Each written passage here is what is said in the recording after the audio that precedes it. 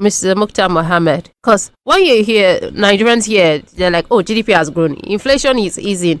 But why are the jobs? The cost of living is still high. And that's what I was saying. I really want people to understand. So can this GDP growth be linked to job creation, rising incomes? Because, we also said if these sectors are growing, for instance, now, the industry sector grew, agriculture sector, services sector. Does this really translate to jobs? Because if you're saying, okay, at the end of the day, maybe there's more employment, do we actually see that? So when we say the economy is growing, does this actually translate? Or how do people understand really?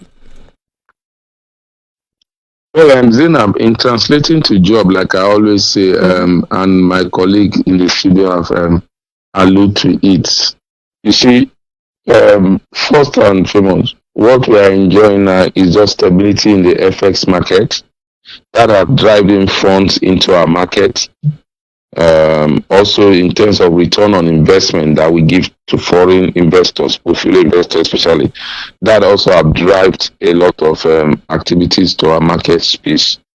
So now what we have there is once you have a reform, the first people that benefit from that reforms are investors, because those reforms will create opportunity for investors to get high return. And that's what you are experiencing now in the equity market. You can see the kind of return that a lot of investors have made in the equity market. Then where get hit first is the companies, especially companies that these policies will be determined to them. You're talking about the manufacturing sector, like Mr. Shegun said in the studio. They have suffered a lot in FX revaluation.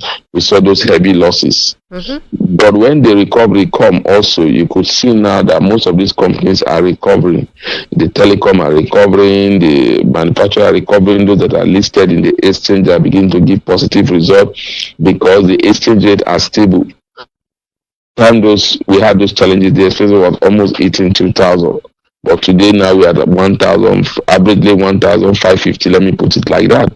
So that has had an impact. So when you have a reform, two areas, first the investors have opportunity, whether direct portfolio investors first, then you have direct foreign investors. Sometimes I always tell people what become portfolio investors are those people, what become direct investors are those that were formerly portfolio investors.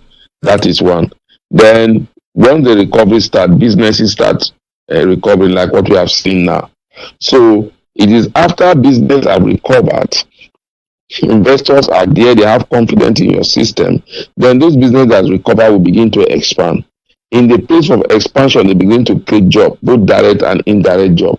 So what we have enjoyed now is largely driven by monetary policy, which is how to fight inflation, how to attract more inflow into the country, stabilize the exchanges.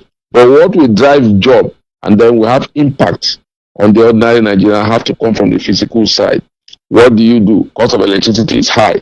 So how do you help manufacturers to have cheaper electricity so that they can produce more and then Nigeria will be able to buy, then they will expand.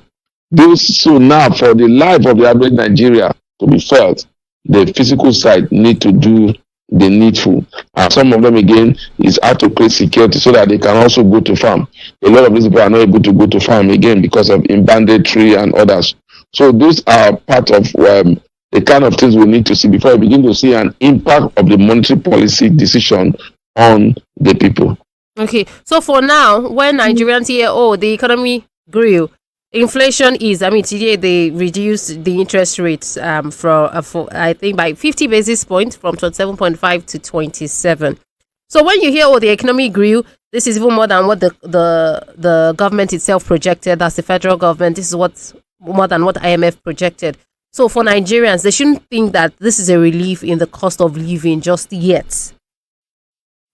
Exactly, you just hit it, just yet. Because now we have stable FX. The rates are going down gradually. Catch the full conversation on Radio Now Studio on YouTube.